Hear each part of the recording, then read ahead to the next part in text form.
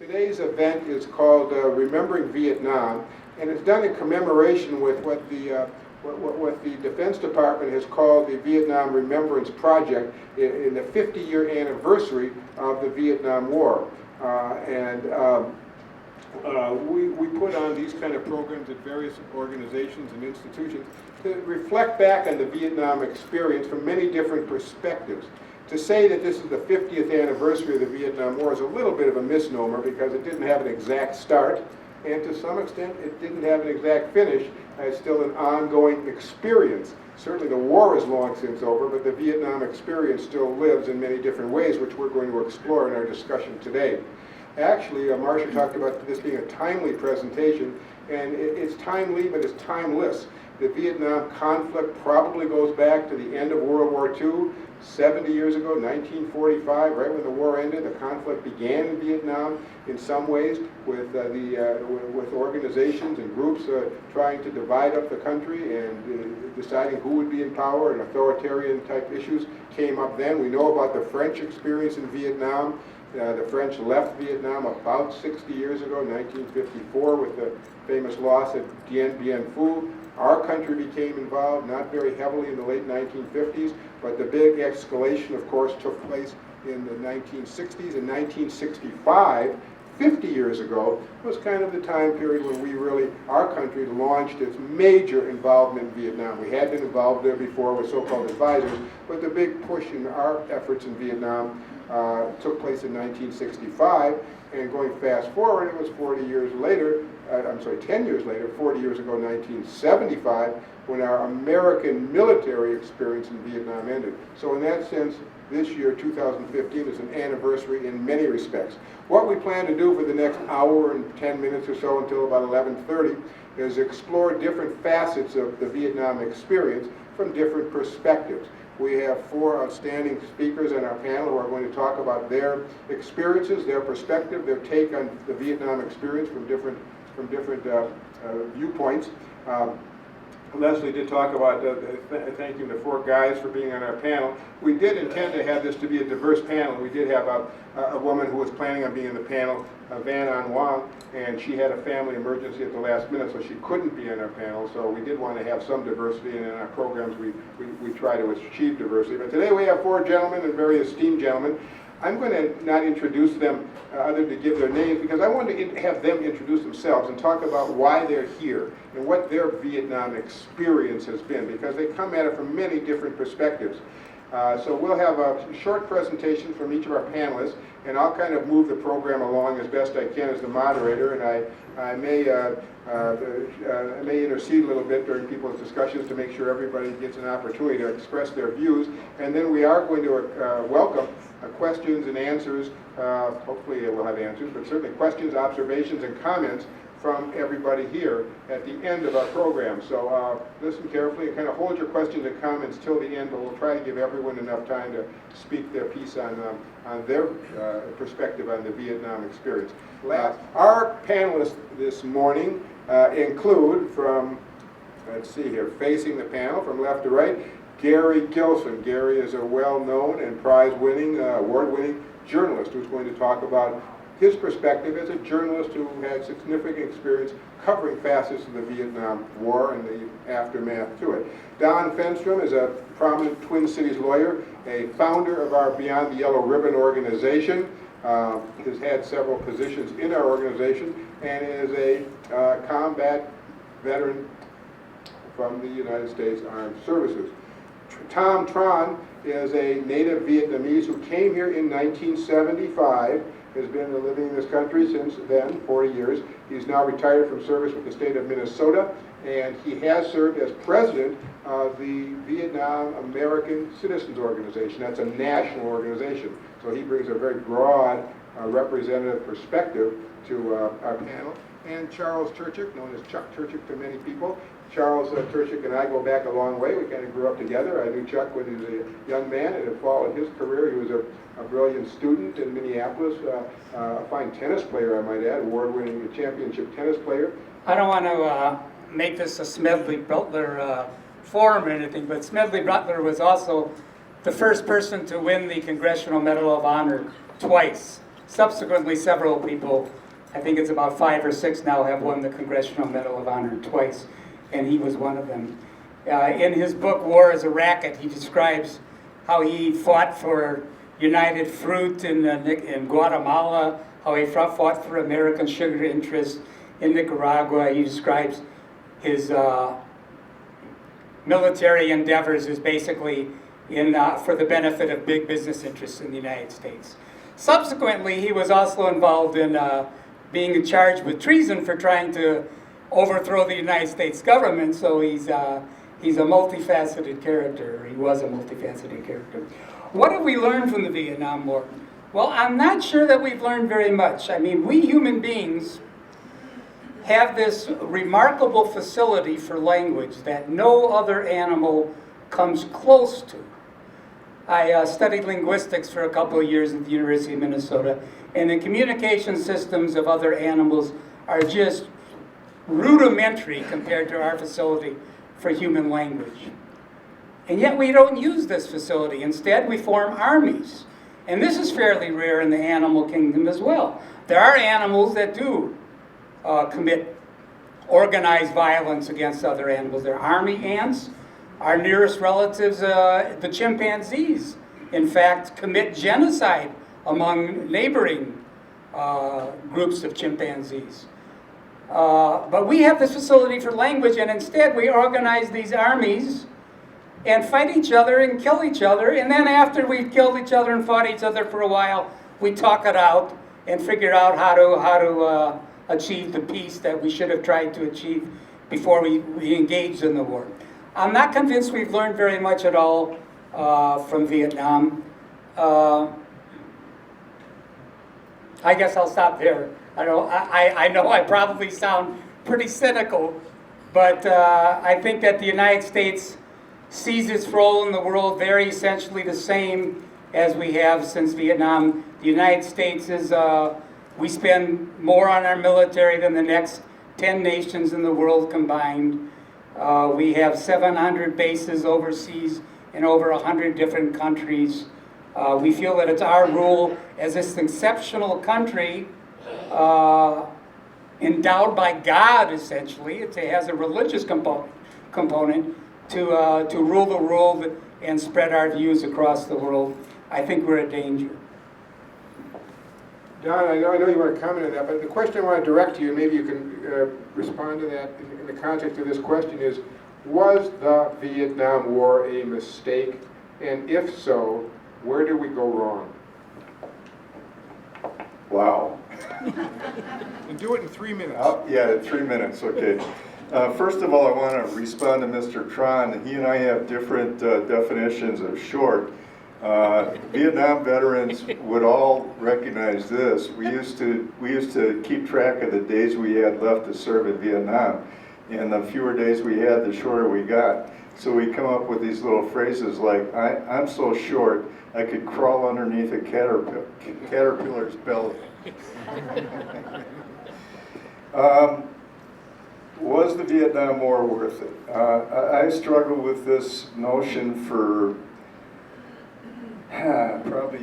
probably 48 years, because the year after I went to my first unit reunion, we decided to go to the Wall in Washington, D.C. for our second annual reunion.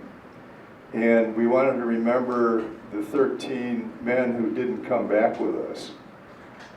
And while we were at the Wall, there was a young man in a wheelchair, obviously a Iraq or Afghanistan vet, missing both legs above the knee, missing his left arm just below the elbow, and he was being wheeled in a wheelchair down to the bottom of the V in the Wall where we were having our formation. And we stood there and we read the names of the 13 that didn't come back, and we saluted them. And when we came to present arms, which is a salute, he saluted us with his one remaining arm. And I mean, all these grizzled combat veterans were standing there at the Wall, and tears were rolling down our face, and we all went up and hugged him and welcomed him home and shook his hand. and thanked him, and he said, "No, thank you, because you paved the way so that we didn't get the same welcome when we got home that you got." That in and of itself is enough for me. It was a very emotional experience, as I can say, but I'll say this in furtherance. I introduced him to a full-bird colonel who decided to stay in the Army and make his career in the Army, who was being considered for the Congressional Medal of Honor for actions on his second tour, and I introduced him. He's the most highly decorated soldier from our unit. And when this young soldier thanked, I'm going to call him Colonel because he was a captain when I was in Vietnam, but when he thanked the colonel, more people came up and thanked me on that day for my service in Vietnam than in the prior 48 years. And I think probably to this day I was thanked more on that day than I have since. But I have noticed a change in the attitude of the American people. They don't blame the soldiers, they don't blame the sailors, they don't blame the Marines and the Air Force for decisions that are made by political leaders. They recognize that we were performing our duty as we saw it, and that we all love this country. And I love Gary, you know? He and I probably have more in, not Gary, Chuck. He and I probably have more in common than you might believe. I was probably anti-war when I was in college, but by the time I got out of college, I was in the service. And I remember my mother, who was a second-generation Swedish-American, asking me before, when I finally told her I was being deployed to Vietnam, she said, "Why don't you go to Canada?" I thought, oh my God. You know, that's the first time I really realized how much my mother loved me. She would rather see me go to Canada and live than go to Vietnam and maybe not come home. And I said, "Mom, I can't do that." Number one, the penalty for desertion of a troop movement during wartime under the Uniform Code of Military Justice is death. And I don't know of anybody that was executed for deserting a troop movement in Vietnam, but I was well aware of that. And I was willing to fulfill my duty and obligation, and thank God I came back in one piece. Was the war a mistake from your perspective, Don? And if so, why?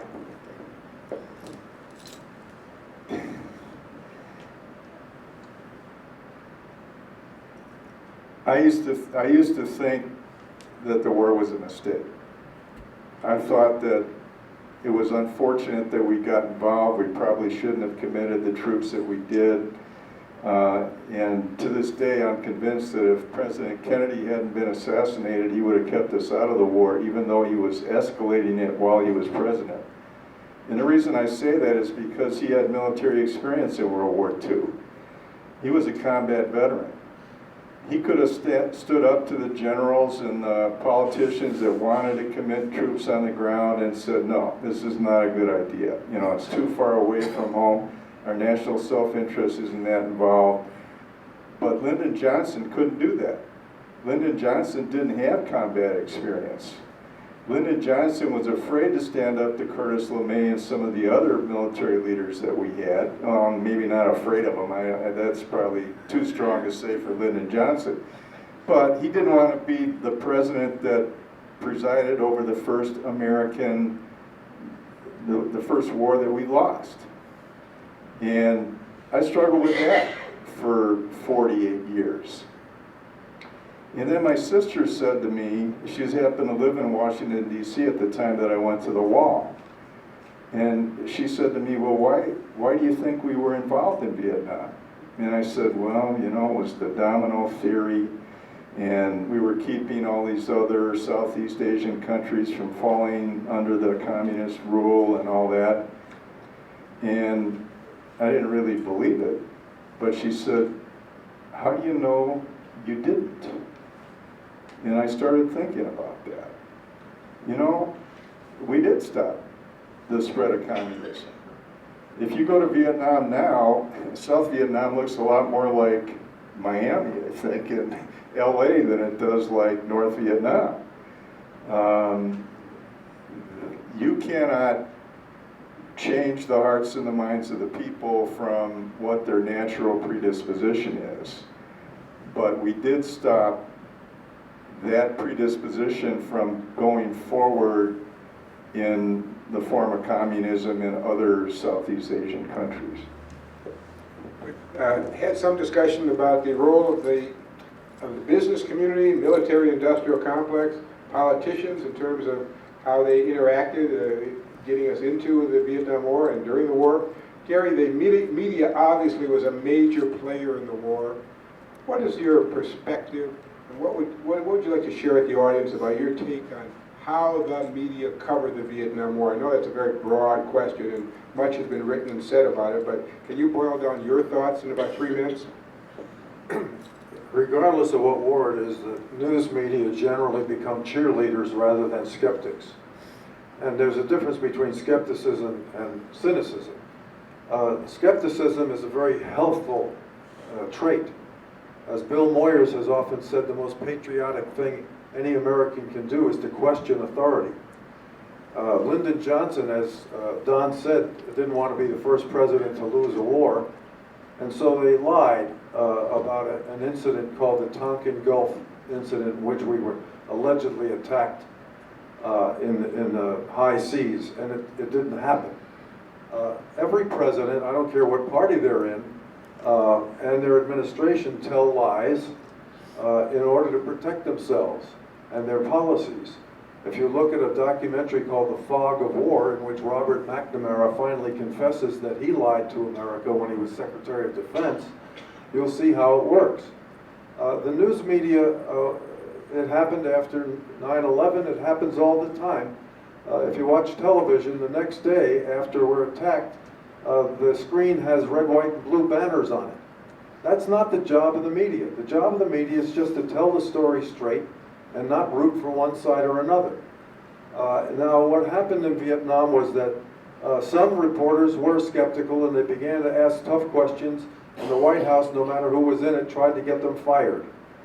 Jack Lawrence, a great correspondent for CBS News, covered a mutiny in an army unit in Vietnam.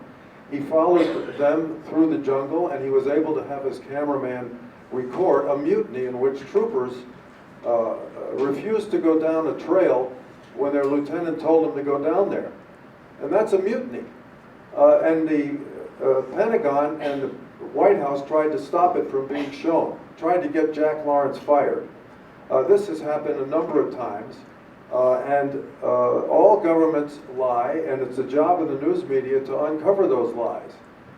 Not to be an advocate for the enemy that we're involved with, but just to try to get at the truth of what's actually happening, so that all these billions of dollars that are being spent, of your money and mine, are accountable.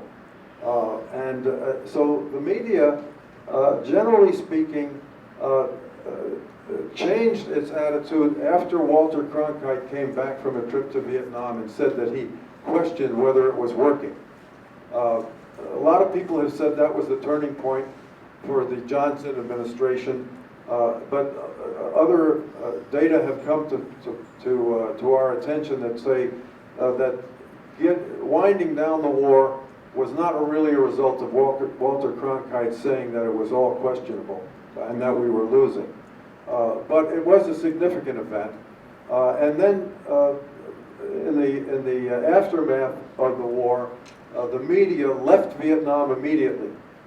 And that was seen as a very poor policy decision on the part of the media to just abandon that part of the world and let things happen without any scrutiny. Tom, as a matter of probably historical truth, I think most Americans feel today, and maybe even taught in the schools, that the Vietnam War was not one of our greatest moments. It's not one that our country glorifies in, although Don did point out many different good features about it. But I suspect if you ask people here in America, the majority would say we shouldn't have gone in, we shouldn't have done it.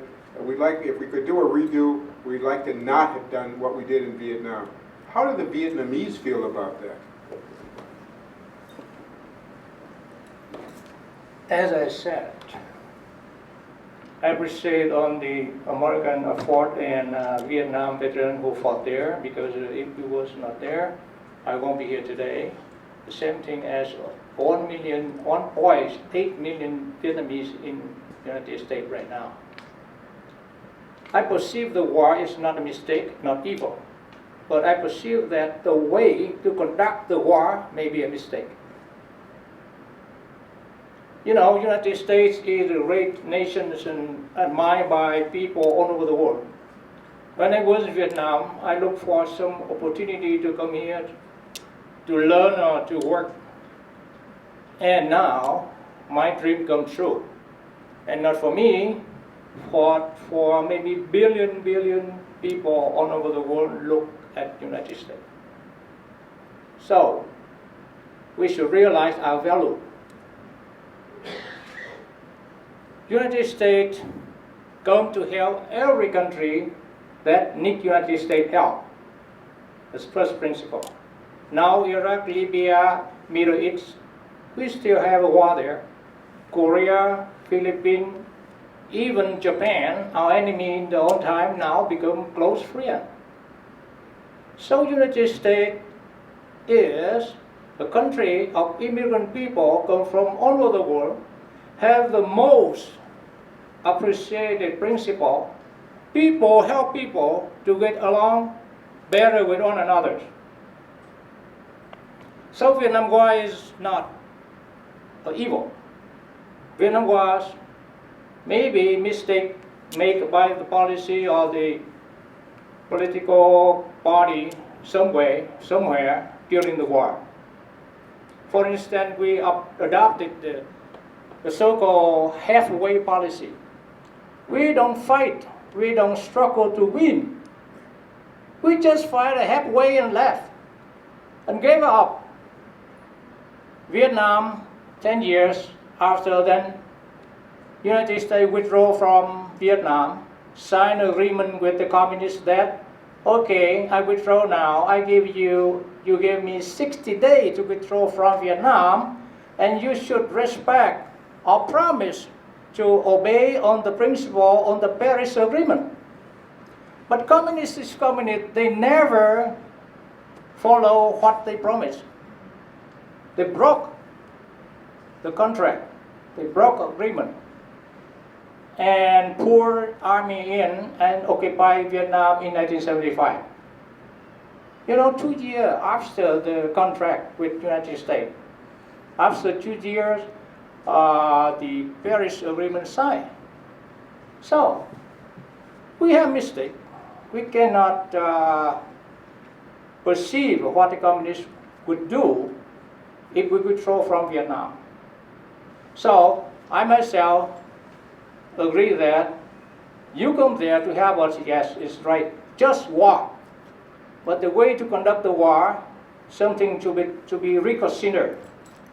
Something we can say mistake along the way we conduct the war, and we get a bad result.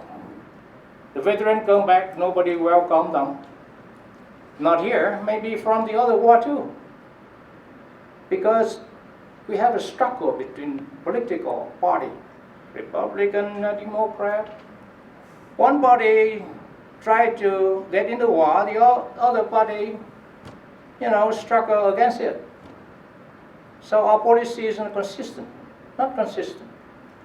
And we continue that from 75 until now. I've been here for years. And I go to vote too. I went to caucus, and I went to some political party meeting. For what? For learning what we are doing. But I can tell you that I appreciate everybody, every American who come there to help the Vietnam. Now, under the communist dictatorship, we have no freedom of religion, we have no freedom of press, we have our own human rights violated. A friend of mine said, okay, Saigon is flourished now. You know, the communists sold land to foreigners to invest there, to build building. That building not belong to Vietnamese population. Oh. That building is building from Japan, from Taiwan, from Korea, and from the other country, and they build many buildings over there for business. Communists sell the jungle to China, sell the sea to the China, sell the land to the China. And the foreigner come for investment to get money from Vietnam, get all the resources, even the sand on the beach, the communists sell to the other country. So, appearance, traveler come there and said, okay, we have a difference from 40 years ago, yes. But if you have, you were there, you was born there, you understand all this land is not belong to Vietnamese population anymore. Done. Now the sea, done. Land, done. And the jungle, they sell 50 years, 100 years. The China come in to get on the world. And what happened? Flooded from north to south. That's what happened. That's reality. So in appearance, we say good, but you know, on short. Thank you very much for your attention to this. Well, you commented about the way the war being fought was wrong. Don, can you put on your military garb here, which you have with you, and play a little bit of arms chair general with us, and tell us a little bit about how you and the people you served with feel about the combat strategies that we used. Did we fight it with one arm tied behind our back? Were we too restrained? Should we have gone out and done more? Should we, as Tom said, try to, quote, win the war? Well, I find myself learning a lot from Mr. Tran. I have talked to fellow soldiers from my unit who have been back to Vietnam since. One gentleman left my unit to become what they call alert, long-range reconnaissance patrol, out in the middle of the jungle trying to identify North Vietnamese base camps and interdict the Ho Chi Minh Trail. And he's been back to Vietnam 5 or 6 times. And he's met with combatants. He's been to Hanoi, he's been to Saigon, he's been to Quy Nhon, which is the area that we spent most of our time around. And, you know, apparently he's only seeing the superficial part of it that the Vietnamese government wants to show him. I mean, he stays in comfortable resorts and that type of thing. But he has visited with combatants, former VC, former NBA, more VC, I think, than NBA. And they've got a camaraderie that, you know, combat veterans of whatever ilk have. You know, having been there and seen the face of the tiger, so to speak, they identify with that. Now, did we fight the war the wrong way? We did have our hands tied behind our back to a certain extent. We always felt that we didn't take advantage of all the firepower and all the opportunities that we had. When we were in Vietnam, we were ready to go across the, I don't know what, the 17th parallel, is it? Yes. Into North Vietnam. We were willing to go. We would have gone. We could have taken over the land. I never experienced the loss of a battle the entire time I was in Vietnam. We had a hard time finding the enemy and making contact with them so that we could bring our firepower to bear. I had no doubt that if we were allowed to bring our firepower to bear in North Vietnam, that we would have ended that war and it would have been considered a victory. And I mean, there are a lot of political elements that enter into that. You know, there's fear that the Chinese would have entered into the conflict, similar as they did in Korea. And so, I don't know, maybe a negotiated settlement was inevitable. But yeah, I think we were inhibited in the way that we conducted the war. My unit in particular served from October 28, 1964 until they finally brought the unit back sometime in 1973 when we were downsizing the military. And we have soldiers in my unit reunion from all eras. And there is obviously a deterioration of morale. There was a deterioration of performance. When I was there, we fired over 300,000 rounds in 1 year. Near the end of the war, they were lucky if they fired, 1,000 rounds. Yeah, we were inhibited in the way we conducted the war, and that was another political decision, and I don't necessarily agree with it to this day. If you're going to subject soldiers to the loss of their life or lifetime wounds that they have to suffer from, you better be willing to go all out and do everything you can to accomplish the goals that you set. One of the restrictive features, I think, of the war and the way it was fought certainly was the growing anti-war protests that took part in this country, starting probably in the mid-late 60s and certainly throughout the 70s leading up to the end of the war. I want to turn our attention for a few moments to that issue and look at it again from different perspectives. I want to start with you, Don. How did the troops in the field feel about the growing sentiment in this country against the war as you guys were out there fighting it? We didn't know anything about it. We were concerned about the day-to-day. We were concerned about our mission. We were concerned about getting enough sleep so that we could perform our mission. We didn't really care what was going on. I'll tell you one thing that did have kind of an impact on us is the 6-Day War in Israel took place while I was in Vietnam. And I remember reading about it in the Stars and Stripes. And we're looking around at each other and we're thinking, what the hell? The Israelis can end the war in 6 days and we've been here for 6 months and we're not making any progress. We should go and learn what they're doing.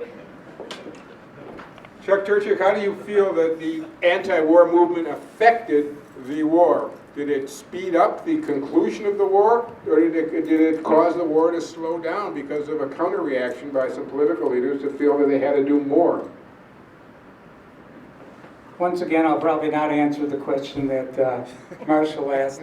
I feel like we're playing basketball again. First of all, I want to say that a previous question that Marshall asked, do you think the war was a mistake, is a mistaken question. The question should be, do you think the war was moral? We, like most people in countries, like most people around the world, when our government gets involved in a war, we believe it must be an altruistic war, a defensive war, a noble war, an ethical war, and we only enter wars reluctantly. I don't think that was true of the Vietnam War. I don't think that was true of most of the wars the United States has fought since World War II. I have a couple comments about whether the United States fought this war with its hands tied behind its back. We killed 3 million Vietnamese and another million in Laos and Cambodia. If we were to erect walls of memorial to those people, it would have to be 60 times the size of the Vietnam War memorial in Washington. Unfortunately, countries don't erect memorials to their victims. They only erect wars to the soldiers that fought on their side. We dropped 7 million tons of bombs on Vietnam. That's 3 times the tonnage of bombs that were dropped by all of the combatants in Asia and Europe in World War II. We dropped that tonnage on one country, as well as some of it being dropped. 1 million tons of it was dropped on Laos. Our president discussed the use of tactical nuclear weapons in Vietnam. If those discussions are indication that we were fighting this war with our hands tied behind our back. I would hate to see the war that we fight with our hands not tied behind our back. I think maybe the anti-war movement did have an effect in are not using tactical nuclear weapons in Vietnam. As to whether the war was prolonged or shortened by the anti-war movement, I don't know. I hear arguments on both sides. There are government officials that say that the government was taking into account the anti-war movement's actions in considering what it was going to do next in Vietnam. President Nixon was very aware and very cognizant, although he denied it, of the strength of the anti-war movement, the size of the marches. Daniel Ellsberg, who released the Pentagon Papers, has said that the anti-war movement did have an effect on shortening the war, but it's hard to argue with these counterfactuals what would have happened if something had been done differently. So I really don't know. How about the media coverage of the anti-war movement, Gary? There's a lot of discussion about the media perhaps exaggerating the strength of the anti-war coverage. Some people say the media underplayed it, certainly in the early years, and marginalized the anti-war movement. Give us your perspective on how the anti-war movement was covered, and maybe you can also touch upon how the media's coverage generally of anti-government, anti-authoritarian issues has come up again in connection with a more contemporary issue, Black Lives Matter, how the media has covered, for instance, the protests that took place here in Minneapolis just a couple of days ago. Some people saying the media gave too much attention to some of the protests that are dealing with that issue. Why don't you expound a little bit on that issue for us? In the beginning, I think that the anti-war protesters were viewed as crazies, drugged out hippies. The media generally closed ranks with the administration, and they saw their role as protecting the status quo. The willingness to ask hard questions came very slowly. And in the case of local TV news, there's not enough time devoted to probing the values and the decision-making and the actions of any protest group. It's seen as a kind of agitation that has some visual movement. You can't, for example, you talk about Black Lives Matter. You cannot ignore somebody closing off Highway 94, obviously. But I read a heck of a lot about these issues, and my major focus during my career was race relations, and it's much more complicated than somebody screaming in front of a camera that every cop is a killer. That's absolutely ridiculous, and it requires a great deal of time to get underneath what's happening. I have read, as a matter of fact, Spike Moss was written about yesterday, I think, on MinPost, the online news service here, questioning the approach of Black Lives Matter. To take it back to Vietnam, the Congress went along with it. By the way, no one in Congress had a son or a daughter in Vietnam. No one. And these are the people who sent the young people over there. And so the news media have generally been careful because they are afraid to lose access to power. And they get intimidated very easily by the White House and the Pentagon. Because reporters and editors think that their currency is having access to decision makers. Well, there was a man named I.F. Stone who put out his own weekly of stories And he didn't worry about access because he never had a single human source. He strictly relied upon documents that the government had published. And he was able to expose hypocrisy and corruption in the government during the Vietnam War. His publication was called I.F. Stone's Weekly. And he was an extremely valuable resource for this country, but not widely known. But the regular news media rely on access to sources, and they don't want to lose those sources. So I think that the anti-war movement, gradually, as the media began to see that the war was not being waged as the government said it was, the anti-war movement got more currency.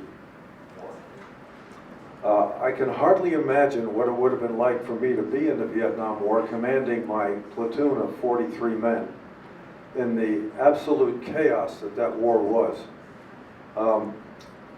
I became a journalist when I came home, and years later I made 2 documentary films for Channel 2, one on men who were Vietnam veterans and one on women who were Vietnam veterans.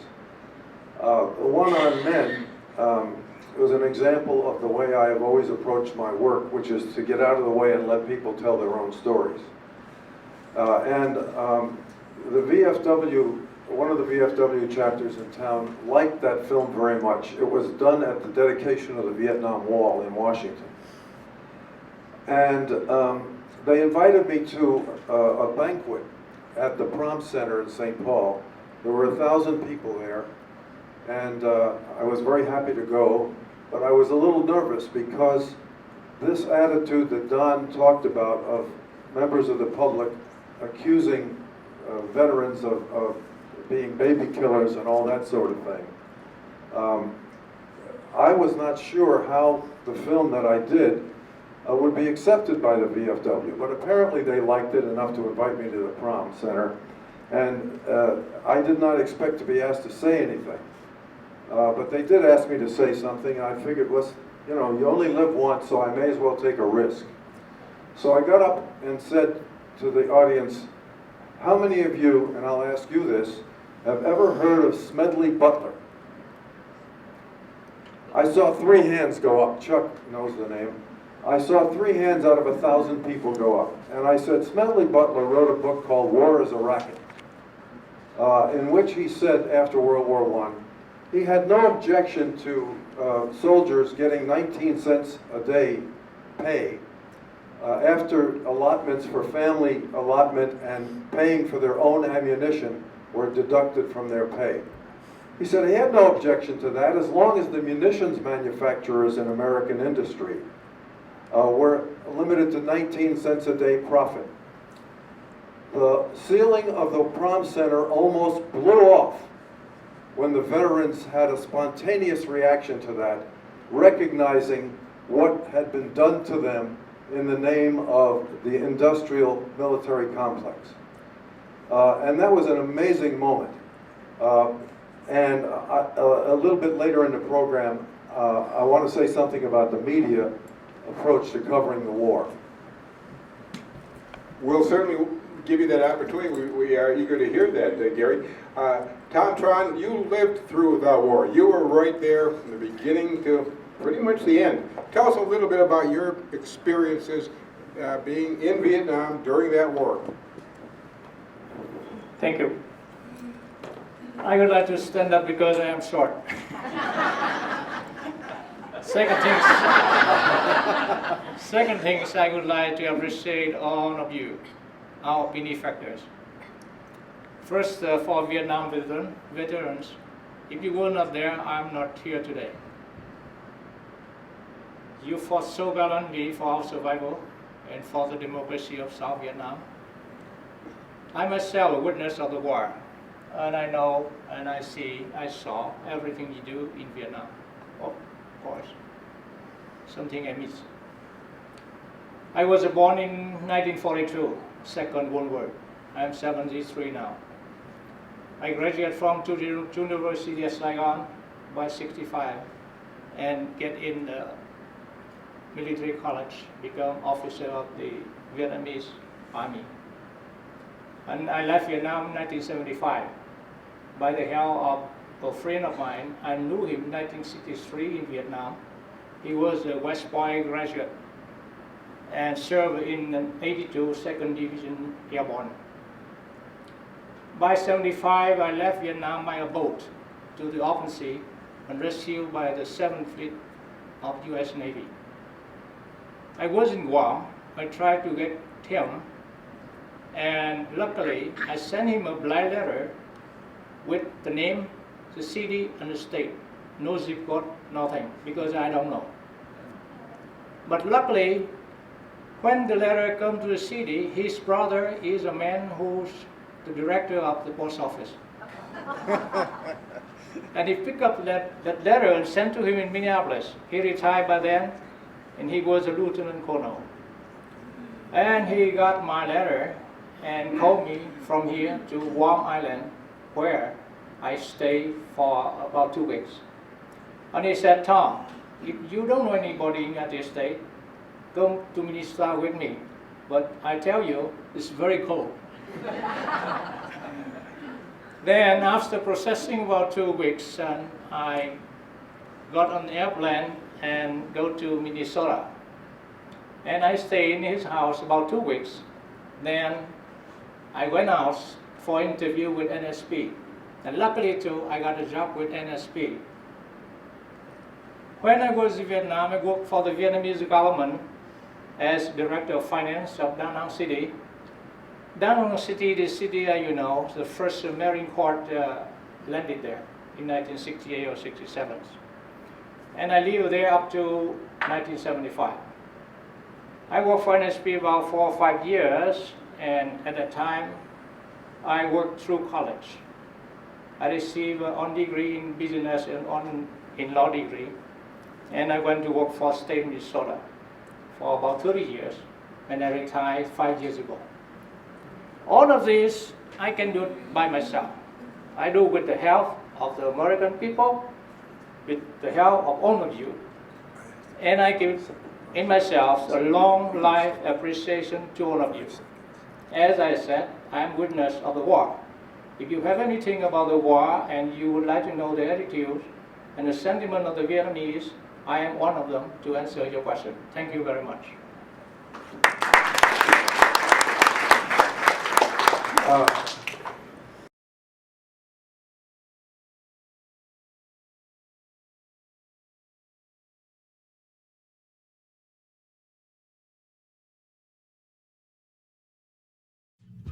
There's battle lines being drawn, and nobody's right if everybody's wrong. Young people speaking their minds are getting so much resistance from behind. Time we stop. Hey, what's that sound? Everybody look what's going